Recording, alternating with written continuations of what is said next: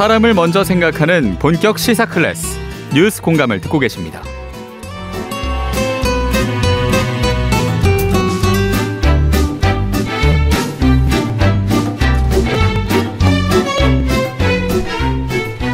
네, 정치 현안에 대해서 지금 여야 젊은 정치인들 모시고 토론해 보겠습니다.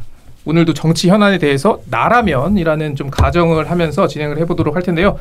패널 네 분입니다. 먼저 여당 측 패널 소개합니다.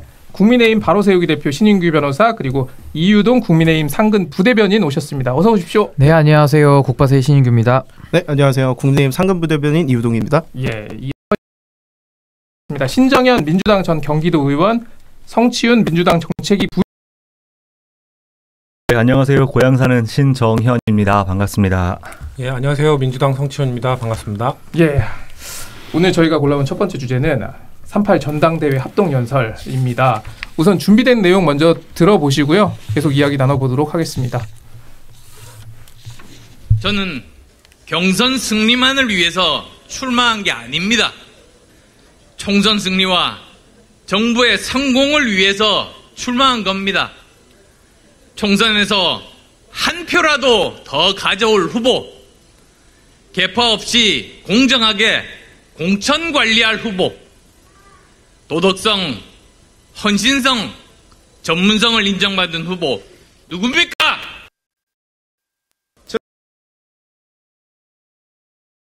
당을 안정시켜야 됩니다.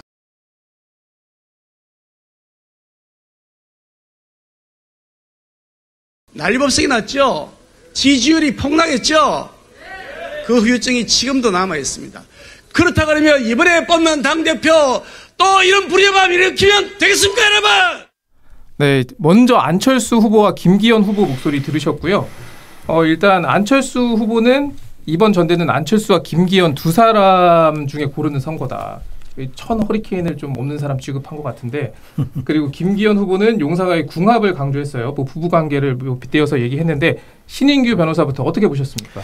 예, 뭐 안철수 후보의 전략은 이제 오늘 다 드러났죠. 결국 양강구도로 잡아가지고 본인이 1차에서 과반을 넘기거나 아니면 이제 결선에 가서도 본인이 승기를 잡겠다, 막 이런 전략인 것 같습니다. 그래서 뭐 소위 말하는 3, 4등 후보에 대해서 이제 존재감 없이 이제 취급하는 전략인데, 뭐 저건 그리 오래 가지 못합니다. 왜냐하면 뭐 이제 토론회도 할 수밖에 없고요. 이제 각이 설 수밖에 없기 때문에 뭐 초반 전략으로서는 뭐 안철수 후보 입장에서는 뭐 그렇게 하는 게 뭐 합리적일 수는 있지만은 오래 통할 수는 없는 전략이다. 저는 이렇게 보고, 저는 안철수 후보를 좀 표현하자 그러면 좀 외로워 보이시지 않습니까? 그래서 외롭기 때문에 제가 무인도로 이렇게 이분을 좀 표현하고 싶은데, 무가 이제 무 컨텐츠죠. 이분이 컨텐츠가 없어요. 그러니까 10년 내내 새 정치를 얘기하지만은 그 새 정치를 아마 본인도 모를 겁니다.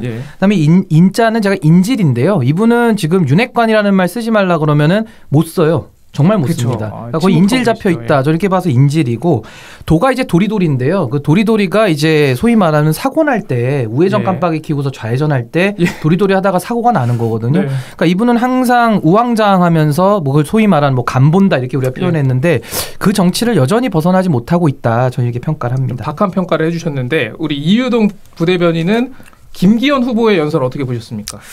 네, 뭐 저는 나름 훌륭하게 잘했다고 생각하고요. 뭐 사실 저도 하고 싶은 말이 좀 나름 있는데, 제가 중앙당 당직자라서 좀 말을 아껴야 되는 면모가 있습니다. 저는 뭐 김기현 후보 뭐 나름 잘했다고 생각하고, 하고 싶은 말이 있기는 한데 좀 여기서 마치도록 하겠습니다. 그냥 전대에 대해서 저는 조금 전대에 대해서 조금 좀 말씀을 드리자면, 좀 그래도 나름 재밌게 흘러가는 것 같아요. 원래는 뭐 몇 명 독주로 이렇게 끝날 수 있었던 전대가 좀 대격변, 바람이 불면서 하고, 뭐 이전에 열렸던 이재명 대표 주도로 흘러갔던 민주당 전대보다는 그래도 저희 국민의힘 전대가 훨씬 더 격변 있고 재밌게 흘러가지 않나, 이렇게 좀 평가를 드리고 싶습니다. 국민의힘 전당대회가 민주당 전당대회보다 훨씬 더 흥미롭게 격변으로 흘러가고 있다. 어떻게 보십니까, 신정현?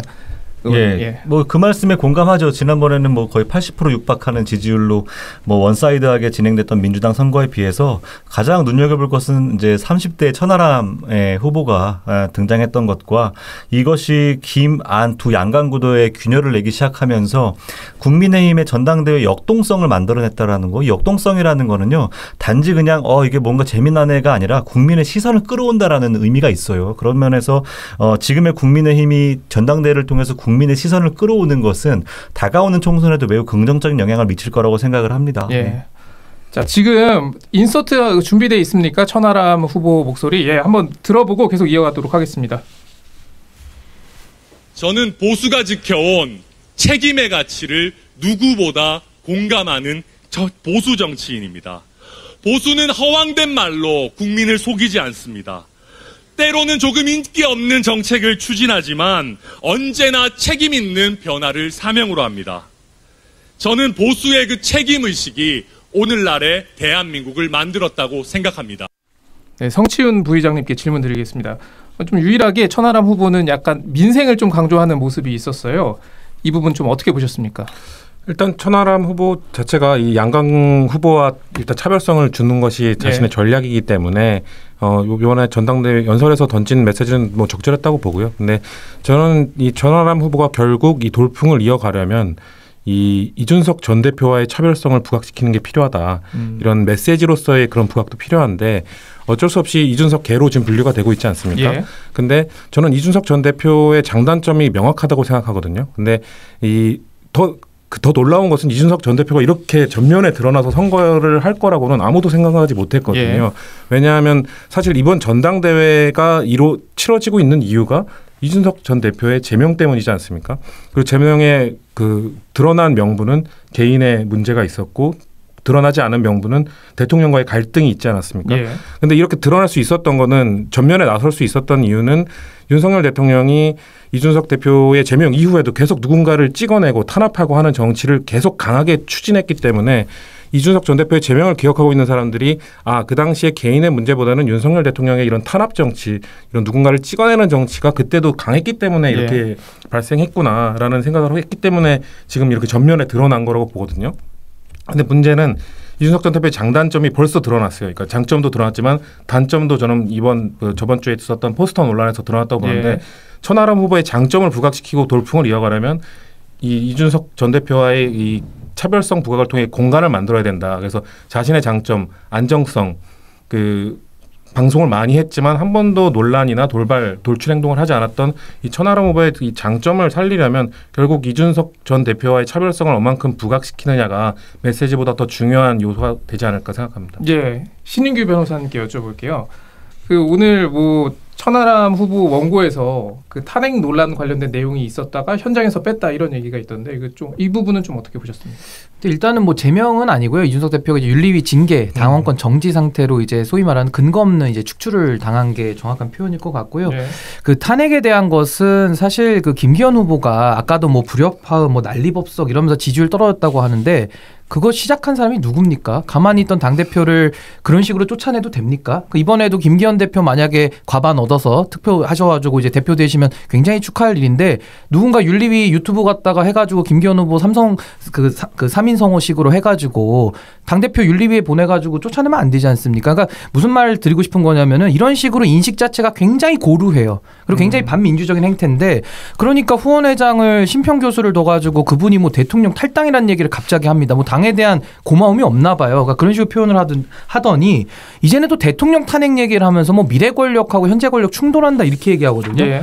근데 참 이게 과거가 요즘 다 남는 게 참 무서운 건데 본인도 울산시장 당선됐을 때 자신도 대통령 꿈이 있다고 얘기한 바가 있거든요. 저도 기억납니다. 그럼 본인에 대한 건 자기 부정 아닙니까? 그럼 오히려 천하람 후보가 지금 대선 가능성 가장 없어요. 대선 나갈 가능성 가장 적습니다. 그렇다면 천하람 후보를 오히려 지지해 주는 것인지 참 이해할 수 없는 발언이거든요. 그래서 저는 발언도 이상하지만은 보수 정당이 탄핵을 통한 아픔, 지지자들이 가지고 있는 그런 상처들이 있는데 그걸 후벼 파서 되겠습니까? 그래서 저는 참 김기현 후보가 어떤 그런 정무적인 판단 능력, 정무적인 감각이 이번에 부족하다는 걸 보여줬기 때문에 저는 이런 리더십으로는 총선 분명히 저는 승리할 수 없다. 저는 이렇게 평가합니다. 자, 우리 신정현 의원님은 어떻게 보셨어요? 김기현 의원의 탄핵 발언. 김기현 의원 탄핵 발언은 본인이 또 과거에 이 박근혜 대통령에 대해서 탄핵해야 된다라고 입장을 분명히 했던 또 과거 영상 자료가 곧바로 짤로 돌립니다. 이게 과거에 본인이 했던 행동, 말들이 사라지는 게 아니거든요. 예. 근데 오로지 지금 윤심을 위해서 윤 대통령의 어떤 당의 장악을 위해서 모든 걸 할 수 있다라는 어떤 입장으로 피력하지만 사실은 그런 영혼 없는 행동 하나하나 때문에 본인 스스로가 그 굴레에 빠져버리는 일들이 벌어지는 겁니다. 그런 면에서 저는 이 김기현 후보가 이렇게 영혼 없이 윤심만을 위한 어떤 후보로서 활동을 한다 하면 지금처럼 뭐 1등을 간다 안 간다를 넘어서 이 전당대회를 아까 제가 되게 칭찬을 했어요. 역동성으로. 이렇게 가다가는 윤심 만들기를 위한 꼭두가시 연극을 하나 보는 거 정도로 마칠 것 같아요. 그렇다면 국민은 시선을 줄지언정 아마 마음을 주지 않을 겁니다. 이 전당대회 통해서. 예. 김기현 의원이 약간 좀 조급해한다 이런 분석도 좀 나오는 것 같은데요. 우리 이 부대변인 뭐 당직자시기도 하니까 네. 지금 김기현 의원 조급한 상황입니까? 글쎄요. 그거는 김기현 의원 본인만 알고 있겠죠. 근데 다만 이제 예전에 이제 막 여론조사에서 지지율 1위 나오고 약간 우리 김 후보님께서 좀 쫓기는 게 없지 않아 있는 것 같기는 해요. 예전에는 뭐 자기가 1위 할 후보단데 뭐 최근 여론조사 보면 안철수 후보한테도 뭐 지는 여론조사도 있고 물론 이게 당원 투표하고 여론조사하고 항상 같다라고 볼 수는 없지만 뭐 그런 것도 있고 뭐 천하람 후보하고 동일시하게 나온 것도 있고 하다 보니까 이게 너무 조급하다 보니까 이런 탄핵 발언 이런 것들이 막 무작위로 던져진 것 같아요. 아까 우리 신 변호사님께서도 말씀하셨다시피 탄핵이란 것이 보수 정당에 있어서 얘기하는 것이 굉장히 조심스러워야 되는 거거든요. 네. 그래도 그거를 나름 잘 풀어낸 사례를 뽑자면은 지난 전당대회에서 이준석 전 대표가 대구 수락 연설을 하면서 탄핵을 되게 멋있게 탄핵의 강을 건너자라고 풀어낸 건데 이준석 대표가 그거를 하기 위해서 얼마나 많은 고민을 했겠습니까? 그것처럼 해야 되는데 남의 후보를 좀 비판하기 위해서 비난하기 위해서 이 탄핵을 섣불리 꺼낸 것은 오히려 지금 지지율에 악영향을 주는 자충수를 좀 둔 것이 아닌가 좀 저는 이렇게 좀 생각이 듭니다. 자 그러면 이제 네 분이 좀 감정이입을 하신 다음에 나라면 이번 전대에서 좀 어떤 전략을 구사하겠다. 우리 성치훈 부의장부터 좀 들어보겠습니다. 저는 아까 일단 천하람 후보의 전략은 말씀을 드린 것 같고 김기현 후보는 일단 지금 제가 봤을 때 아직은 1위를 유지하고 계신 것 같거든요. 아직 1위 맞습니까? 그러니까 제가 볼 때 좀 순위를 예상해 보자면 아직까지는 유지하고 계신 것 같은데 이거를 유지하려면 지금 가장 사실 뭐 1, 2, 3위 정도 되는 후보 중에 가장 먼저 등록하셨고 가장 먼저 선거운동을 하셨음에도 불구하고 기억나는 정책이 하나도 없고 기억나는 메시지는 사실상 뭐 대통령과 친하다, 밥 먹었 이 정도 메시지에 이번 가장 최근에는 이제 탄핵 발언까지 꺼내시는 실수를 범하시고 있는데 여기서 이제 누구를 깎아내리고 쳐내고 하는 이런 발언보다는 좀 국민의힘을 어떻게 이끌어갈지 총선 승리는 내가 갖고 있는 비전과 전략은 무엇인지 이쪽으로 전략을 좀 바꾸셔서 이 좀 다른 모습을 보여주지 않으면 이 김기현 후보의 지금 계속 하락세는 유지될 거라고 보고요. 저는 안철수 후보 좀 영리하게 잘하고 계시다고 봅니다. 양강구도를 계속 굳혀가는 게 오늘 전당대회 연설에서 말씀하신 것처럼 천하람 후보의 좀 돌풍을 무시하고 외면하는 전략을 계속 유지하는 게 안철수 후보의 상승세를 유지하는 데 도움이 될 겁니다. 천하람 후보 약간 언짢아 보였는데. 그럴 수밖에 없죠. 자신이 지금 나름 돌풍을 하고 있는데 그 최근 여론조사 아직 나온 게 없기 때문에 그게 증명이 되지 않았기 때문에 안철수 후보가 외면하고 있는 건데 저는 근데 천하람 후보가 조금 표정 관리 같은 걸 잘하면서 안철수 후보와의 좀 그런 관계는 잘 유지하는 거 좋다. 왜냐하면 아까 말씀드린 것처럼 이준석 전 대표는 지금 안철수 의원을 공격하기 시작했거든요. 근데 나중에 혹시 이 결선 투표가 갔을 때 누가 2위, 누가 어떻게 돼서 그 암묵적 지지든 뭐 공개적 지지든 어떻게 될지 모르잖아요.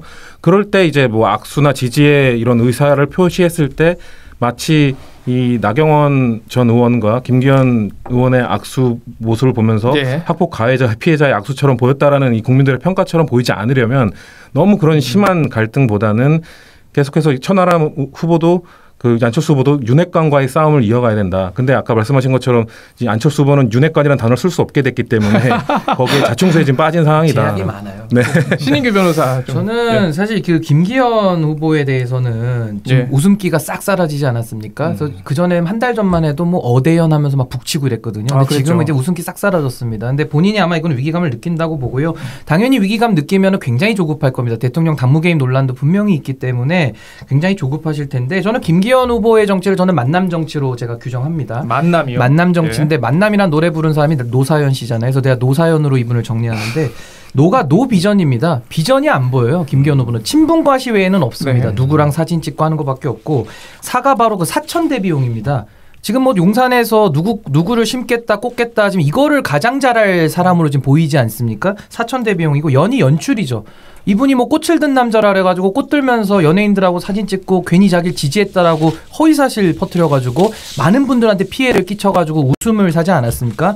그래서 저는 이 김기현 후보가 사실은 본인의 컨텐츠를 내세워야 되는데 본인의 컨텐츠가 참 죄송하지만 없어요. 그렇기 때문에 전 앞으로 이분이 더 반등할 기회는 없다. 이미 상한가 치고 하락세로 좀 가고 있다고 보고 그렇게 되면 총선 승리 전략에서도 김기현 후보라는 분이 경쟁력이 없는데 그럼 대통령 지지율이 지금 많이 떨어지고 있지 않습니까? 그렇다면 총선에서는 대통령 지지율하고 연동될 수밖에 없어요. 그러면은 그 총선을 이끌 여당 대표가 그거 승리를 이끌기 위해서는 좀 더 경쟁력을 가지고 대통령실의 낮은 지지율을 견인해줘야 되는데 전 김기현 후보가 지금도 오늘도 말씀하시는 게 용산하고 한몸 돼가지고 끝까지 가겠다 이거 아니겠습니까? 그 전략으로 어떻게 이깁니까? 그러니까 저는 당원들께서 이런 총선까지도 내다보면서 저는 종합적으로 판단해서 평가하실 것이다 이렇게 보고 천하람 후보는 딱 하나만 말씀드리면은 이준석 대표랑 차별화하려고 할 필요 없습니다. 저는 이준석 대표가 갖고 있는 불완전과 여러 가지 비판받았던 부분들을 서로 보완하면 된다. 저는 이렇게 보기 때문에 굳이 애써서 차별화할 필요는 없다. 좀 그렇게 생각합니다.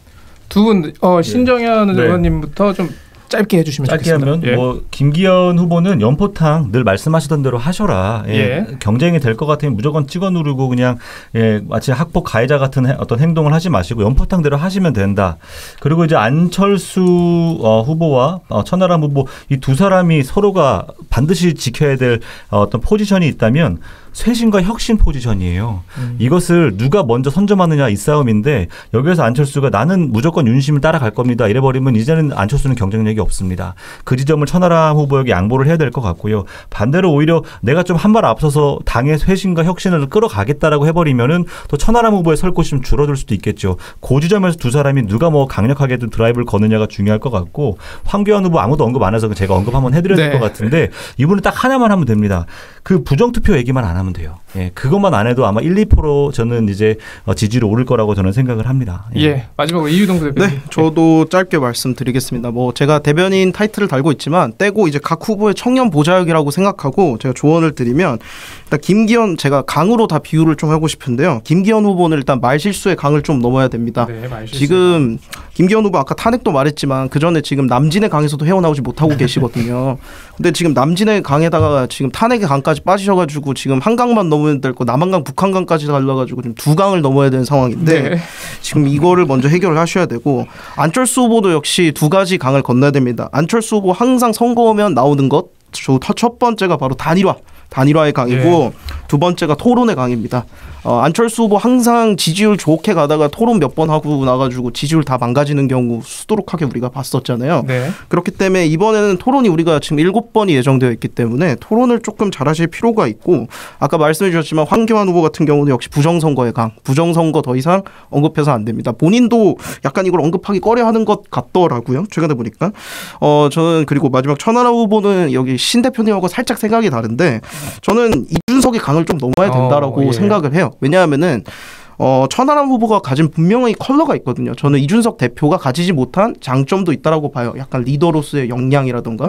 사실 제가 이준석 대표를 그 누구보다 옆에서 지켜봤지만 이렇게 장수로서는 훌륭하지만 되게 리더로서는 조금 부족한 면이 없지 않아 있는데 천하람 후보는 저는 그걸 가지고 있다라고 생각을 하거든요. 그런 면을 좀 더 부각시키면 좋지 않을까. 그리고 마지막으로 모두 다 공통돼서 하는 건데 더 이상 윤심 호소는 더 이상 하면 안 된다. 내가 윤석열 대통령과 친하다. 난 대선 때 무슨 혁혁한 공을 세웠다라는 말은 모든 후보가 좀 안 했으면 좋겠습니다. 지금 시간이 1분 정도 남았는데요.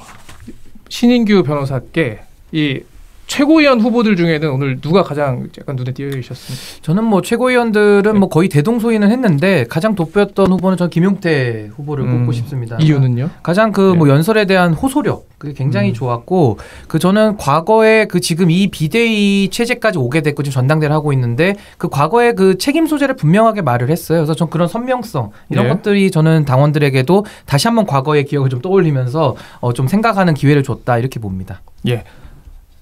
지금 1분 남았습니다. 신정현 의원님 어떤 그 최고위원 후보가 가장 눈에 띄셨습니까? 이번 연설에서 말입니까? 아니면 오늘 연설에서? 예. 선거에서요? 연설에서 봤을 때 사실 연설을 안 봤어요. 보진 않았는데 아까 전에 제가 이제 그 주요 포인트를 들었는데요. 네. 이기인 후보를 좀 저는 청년 최고. 예. 그 사람이 갖고 있는 여러 가지 이제 호소력, 매력, 인간적인 매력 이런 것들이 있는데 이번에 연설을 통해서 그런 것들이 잘 드러났다 그래가지고요. 그 정도는 제가 이따 한번 찾아보려고 합니다. 근데 하나만 말씀드려 연설할 때 너무 악을 쓰니까 다 소리만 지르더라고요. 그랬어요? 정말 한번 돌려보십시오. 그래서 저는 그거보다는 좀 더 소리 지른다고 잘 전달되는 게 아니거든요. 그렇죠. 다음번부터는 좀 더 전달력에 신경을 좀 썼으면 좋겠습니다. 그리고 그 이 합동 연설에 시작할 때 굉장히 좀 어수선하지 않았어요? 좀 어수선했던. 그렇죠. 막 사회자 멘트도 그렇고 뭐.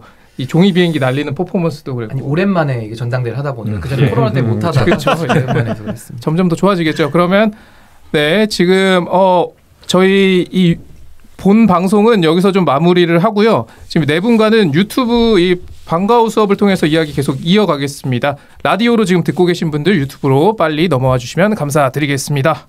유튜브 방과후 수업 넘어왔습니다. 이 네 분과 함께 합니다. 먼저 다시 한번 소개를 드려야 할 텐데요. 그 여당 측 패널 국민의힘 바로세우기 대표 신인규 변호사 그리고 이유동 국민의힘 상근 부대변인 함께합니다. 어서 오십시오. 네, 국바세의 신인규입니다. 네, 안녕하세요. 국민의힘 상근 부대변인 이유동입니다. 네, 신정현 민주당 전 경기도 의원, 성치훈 민주당 정책위 부의장도 함께합니다. 반갑습니다. 네, 안녕하세요. 고향에 사는 신정현입니다. 네, 민주당 성치훈입니다. 저도 고향에 사는데. 그래요? 그 보니까 전당대회 장소가 고양시로 바뀔 수 있다 뭐 이런 얘기 나오더라고요. 뭐 인원이 좀 더 많이 오는 걸로 파악이 돼서 좀 큰 데를 빌린다는 킨텍스로 이렇게 전해 들었습니다. 아까 답변 못하신 성치훈 부의장, 이 최고위원 후보자들 오늘 모습 중에 좀 인상 깊었던 장면. 사실 제가 선수 치려고 했던 거를 우리 신정현 도의원께서 말씀하셨는데 전 이기인 후보 저도 왜냐면 아무도 관심 없는 청년 최고위원 선거거든요 사실상. 왜냐하면 원사이드하게 흘러가고 있다고 모두를 봤기 때문에. 근데 전 이기인 후보가 치고 나가갈 여력이 분명히 있다. 왜냐하면은 이번 연설도 그랬지만 그 국민의힘 내부 얘기를 좀 들어보면 뭐 내부 사람에 대한 평가더라도 호불호가 다 명확하게 있잖아요. 근데 저는 이기인 후보에 대한 불호를 들어본 적이 없어요. 그러니까 대부분 호를 표하더라고요. 그래서 이기인 후보가 그리고 선거 경력도 생각보다 많고 지금 나온 후보들에 비해서 그렇기 때문에 연설 능력도 아마 그 내부에서 좋다고 평가를 받는 이유는 가장 어떻게 보면 선거 경력, 정치 경력이 길기 때문에 그렇지 않았나. 그래서 지금은 아직 관심받고 있지 못하는 청년 최고위원 선거가 이 차기에 또 나올 여론조사의 결과에 따라서 생각보다 또 주목을 받을 수 있지 않을까. 물론 민주당 입장에서는 이기인 후보가 부각되고 크는 게 좋지 않습니다. 왜냐하면 이기인 후보가 또 우리 당 당대표와 또 악연이 있기 때문에 저는 개인적으로는 그렇기 때문에 안 좋은 얘기지만 객관적으로 이 국내 전당대 최고위원 선거를 평가한다면 그 후보의 부각이 좀 주목될 것 같고 가장 두렵다라고 생각합니다. 저는 이기인 후보 한 말씀만 드리면 이기인 후보가 응원단장 출신이에요. 그래서 굉장히 흥이 많고 밝으신 분이고 저는 이재명 비리 특위를 제가 대선 때 함께하면서 제가 대변인을 했고 이제 특위위원을 하셨는데 이분이 내공이 상당합니다. 그러니까 기초의원 2번 재선을 했고 도의원까지 지금 해서 거의 정치 경력으로는 사실 이분도 일반 최고위원 나와도 될 정도예요. 그래서 참 이기인 의원이 아직 많이 알려지진 않았는데 아마 지켜보시면서 그 내공이 상당하다 이 부분을 많은 분들이 아시게 될 거라고 생각합니다. 근데 사실 최근에 나온 여론조사에서는 차이가 좀 났었죠. 뭐 최근에는 그런데 왜냐하면은 상대 후보인 장예찬 후보는 뭐 이거를 갖다가 뭐 거의 뭐 무지 오래 굉장히 긴 시간 준비를 했지 않습니까? 그런 차이가 분명히 있고 또 방송이라는 인지도의 차이도 분명히 있는 거기 때문에 근데 그 부분이 이제 앞으로 선거가 계속 중반을 넘어가면서는 전 내공의 차이는 분명히 날 것이다. 저는 이렇게 봅니다.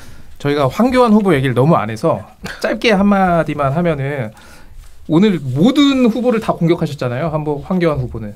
그러니까 뭐 안철수 후보 향해서 뻐꾸기라고 했고 또 뭐 김기현 후보 향해서는 의혹을 해소하지 않으면 당대표가 민주당처럼 된다라는 이야기도 하셨고 또 천하람 후보를 향해서는 또 그 약간 논란, 포스터 논란을 또 언급했습니다.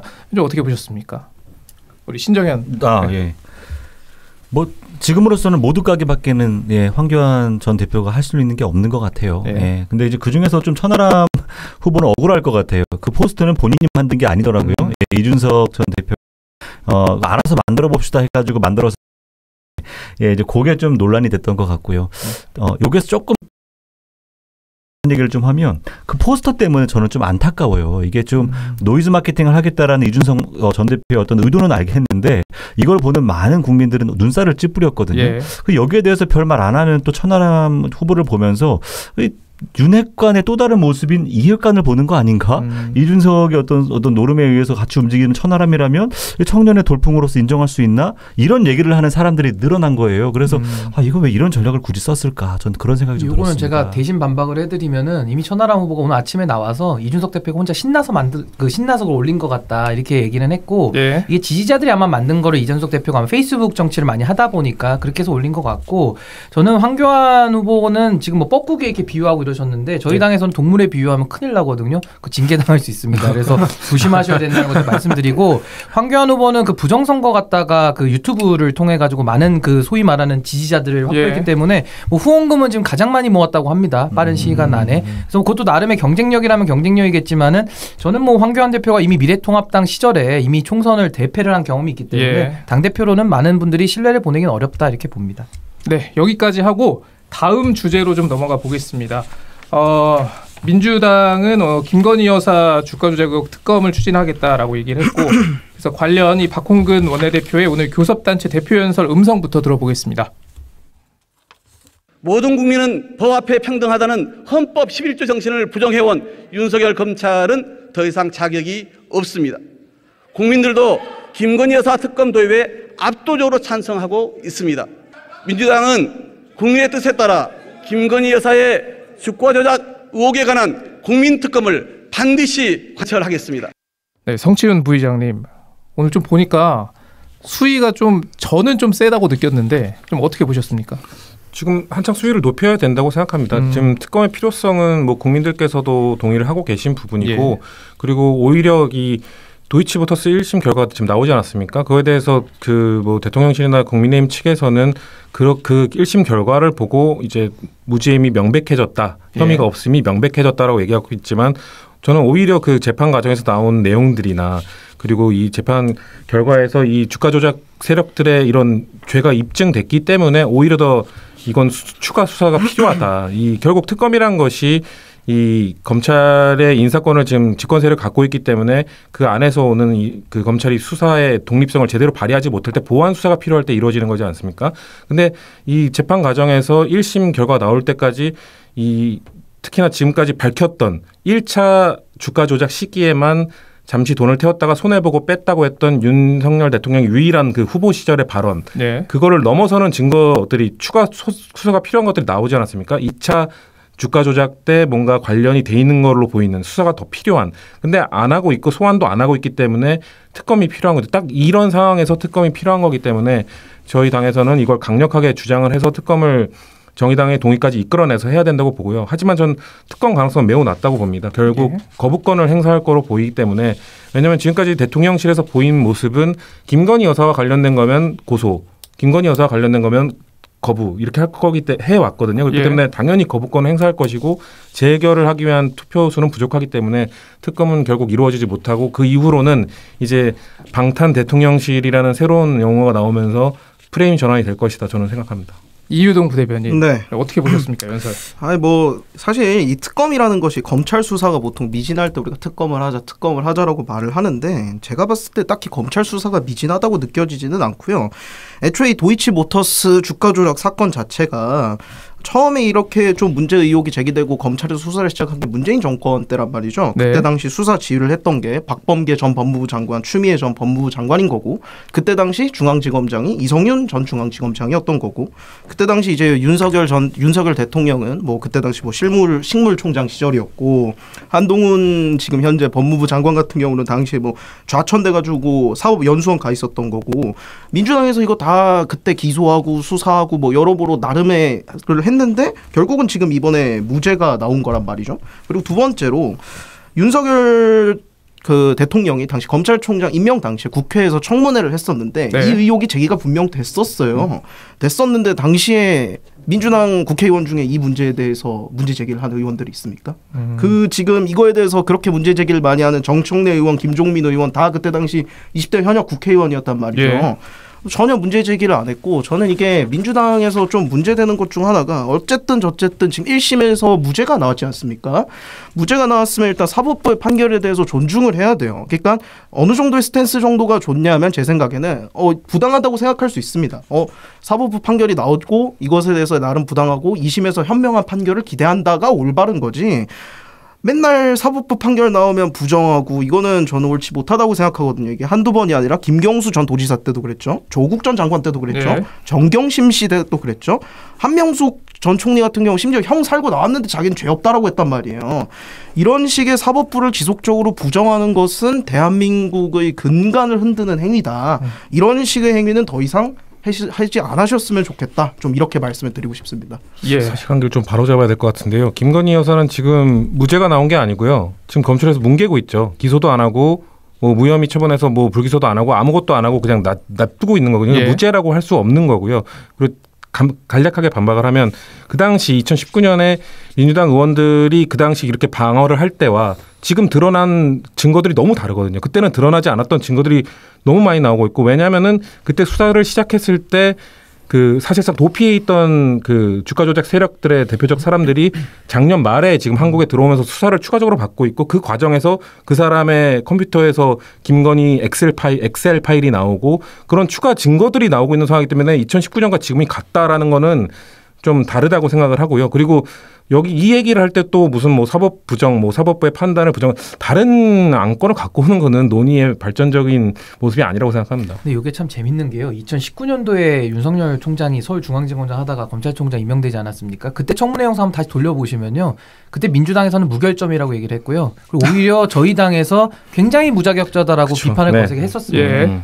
그걸 한번 상기해 보면 좋을 것 같고 그 이후에도 사실 문재인 정부에서 수사를 했죠. 근데 했는데 뭐 이제 민주당 입장에서는 윤석열 총장 하기 때문에 믿을 수 없다 또 이렇게 얘기하는 건데 뭐 저는 다 좋습니다. 그래서 지금 뭐 저는 신규 증거 얘기하신다면 지금 이제 법정 다른 이제 권오수 관련된 피고인 관련된 재판에서 이제 그런 증언들이 관련해서 나온 건데 저는 이제 1심에 대해서 이번에 평가를 해보자면은 주가 조작이 있었던 건 맞아요. 그리고 공소시효도 일부 완성이 안 된 것도 맞습니다. 근데 공모관계까지 인정됐다? 그건 아니거든요. 공모관계가 인정이 돼야 공범이 되는 것인데 아직 공모관계에 대해서는 아무도 판단한 적이 없고 굳이 문제를 삼자면은 왜 소환조사 안 하냐 이거거든요. 그래서 저는 필요하다고 하면은 특검을 통해 가지고 시시비비를 가릴 수 있다고 저는 생각하고요. 그런데 민주당에서도 이걸 가지고 김건희 여사의 공범에 대한 뭐 혐의가 뭐 확인될 수 있다 이런 식으로까지 얘기하는 것은 매우 많이 나간 것이다. 저는 그렇게 생각합니다. 자, 우리 신정현 의원님, 네. 그 대통령실은 지금 민주당이 그 이재명 대표에 대한 두 번째 체포동의안 뭐 가시권에 들어오니까 맞불로 특검 요구하는 것이다 뭐 이렇게 지적을 하는데 여기에 대해서는 좀 어떻게 보십니까?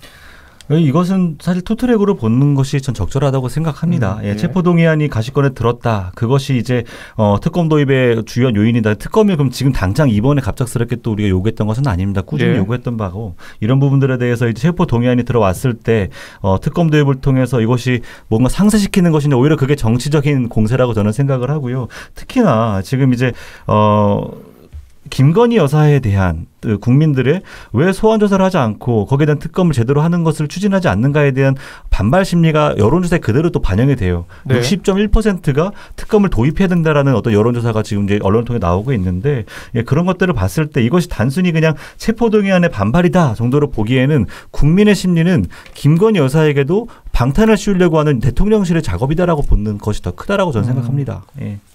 대통령실이 방탄이다 오히려 어떻게 생각하십니까? 이유동 부대변인. 글쎄요. 저는 뭐 일단은 김건희 씨의 사건과 이재명 대표의 수사 자체는 좀 별개로 생각을 해주셨으면 좋겠고요. 이재명 대표의 수사가 압력이 계속 시작되다 보니까 제가 봤을 땐 전형적으로 또 민주당에서 물타기 하려는 시도가 아닌가 저는 좀 이렇게 느껴져요. 차라리 그러면은 제가 봤을 때는 오히려 대통령실에서 어떻게 보면은 그냥 김건희 씨를 한번 검찰에 출석시켜서 무죄의 시시비비를 따져보는 것도 나쁘지 않다라고 생각이 들거든요. 근데 이거를 더 나아가서 뭐 특검이라던가 뭐 이런 것까지 좀 나아가는 것은 좀 무리가 있다. 저는 그렇게 생각합니다. 근데 사실 대통령실에서는 지금 김건희 여사는 무죄다 이런 입장이잖아요. 네. 성시훈 부의장님 어떻게 보십니까? 그러니까 아까 그런 주장들이 전혀 다르다는 거죠. 그러니까 그 무죄의 근거를 얘기하는 것이 이 소위 말하는 쩐주, 이 돈을 태운 사람들 중에 한 분이 지금 이제 무죄가 됐는데 이제 그분과 김건희 여사가 명백히 다른 게 그 사람은 이런 통정거래나 이런 이 주가 조작 세력들과 소통은 했지만 통정거래 그런 흔적이나 그런 관련 대화를 했다는 증거가 하나도 나오지 않았거든요. 그래서 저는 김건희 여사의 경우 또 저번 방송에도 말씀드렸는데 하필이면 코스닥 1000개 중에 딱 2가지 도이치모터스랑 우리기술을 같은 시기에 근데 심지어 지금 드러난 거는 주가 조작 세력이 이 매도해라라고 명령을 내렸을 때와 거의 몇 초 차이 안 나는 시간에 매도를 했다는 거거든요. 이건 엄청난 우연의 일치일 순 있죠. 근데 이 정도의 우연의 일치가 있다면 아까 말씀하신 대로 저는 이게 유죄다 혐의가 드러났다가 아니라 추가 소환해서 추가 조사할 여력이 충분하다. 그렇기 때문에 이 대통령실이 주장하는 이 무죄가 나왔기 때문에 무혐의 이미 드러났다라는 주장은 이 사실을 전혀 왜곡하고 있는 주장이다라고 보여집니다. 예. 자, 이번에는 주제를 조금 바꿔서 그 이재명 대표에 대한 체포동의안 국회로 넘어오면 좀 비명계 이탈 가능성 신인규 변호사는 어떻게 보십니까? 예, 저는 사실 이재명 대표에 대해서 지금 영장을 친다 안 친다부터 지금 설왕설래가 오고 있는데 저는 글쎄요 이게 영장을 검찰에서 혐의로서는 쳐야 되는 건 맞거든요. 혐의가 굉장히 중하고 다수가 있기 때문에. 근데 이제 또 제1야당의 대표가 된 마당에는 이게 또 괜히 또 영장 쳤다가 또 영장이 기각되거나 또 이래버리면 또 상당히 후폭풍을 또 우려하지 않을 수 없고 또 하나는 민주당이 지금 거대 야당이기 때문에 이 노웅래 의원 사건에서도 본인들이 정치적인 소위 말하는 비판을 감수하고도 지금 그렇게 방탄식으로 나오거든요. 네. 그래서 그게 뻔히 예상이 되기 때문에 글쎄요. 그렇게 해서 민주당한테 또 안 좋은 이미지를 씌우기 위해서 일부러 치지 않는 이상은 저는 영장을 과연 칠 것이냐. 좀 거기에 대해서 좀 일단 회의적이고 만약에 친다고 하면은 저는 민주당에서는 이번에 이상민 장관 탄핵 때도 일치 단결된 모습을 한번 보였거든요. 네. 그게 학습 효과가 이루어져서 전 이번에도 이재명 대표에 대해서는 한번 민주당이 좀 일치 단결된 모습으로 아마 부결을 시킬 것이다. 전 그렇게 예상을 합니다. 부결시키면 또 방탄이다 이런 얘기 나올 것 같은데 신정현 의원님 어떻게 보십니까? 그런 또 국민들의 시선을 인식하지 않을 수는 없습니다.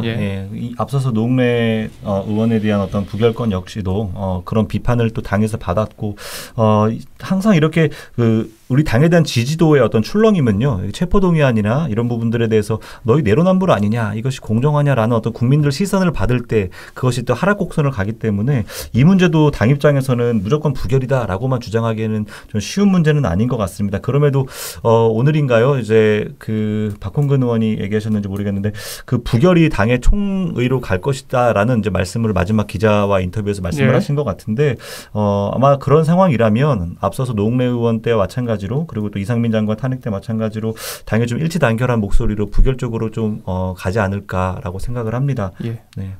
자, 근데 지금 이 정치권이 계속해서 좀 대립의 대립을 거듭하고 있잖아요. 근데 오늘 이렇게 박홍근 원내대표가 좀 강한 워딩을 사용한 배경에 좀 윤석열 대통령실에 좀 민주당에 대한 협치 의지가 없었던 것 아니냐. 거기에서 나오는 좀 섭섭한 아쉬움의 표현이지 않느냐라는 얘기도 있는데 이유동 부대변인은 좀 어떻게 보십니까? 그렇게 생각할 수도 있다고 생각을 하는데 협치를 계속 하려고 해도 대통령이 하려고 하면은 지속적으로 지금 다수 의석으로 인해서 자꾸 무산시키는 경우들이 많잖아요. 이상민 장관 건 탄핵안도 마찬가지인 거고요. 그러니까 협치를 하고 싶은데 협치를 할 수 있는 상황 자체가 지금 나오지 않는 거죠. 그러니까 양측 다 지금 물론 그러니까 계속 지금 서로 핑계를 대고 있는 것 같아요. 민주당 같은 경우는 우리가 다수 의석을 갖고 있지만 법사위 국민의힘, 니네 여당 정부 쪽에서 가지고 있으니까 법사위 가면 다 부결 낼 거 아니냐라는 측이고 국민의힘 저희 측 같은 경우는 니네가 180석 가지고 있지 않냐. 우리가 하려 그러면 다 부결시키지 지금 줄긴 했죠. 물론 의석수가 166 가지고 있으니까 다 그럴라는 거 아니냐. 이런 식으로 자꾸 하다 보니까 서로 미루다 보니까 오히려 정말 시급하게 처리해야 될 민생은 뒷전으로 밀려나고 이런 거 있는 것 같아요. 그래서 제가 국민의힘 내부에 있지만 이 부분에 대해서는 두 측 다 조금 반성을 해야 되는 부분이 아닌가라는 생각이 듭니다. 네. 향후에 몇 년 뒤가 될지 모르겠지만 여기 있는 네 분이 국회로 들어가시면 좀 협치를 많이 보여주시지 않을까요? 노력하겠습니다. 언제가 될지는 모르겠는데.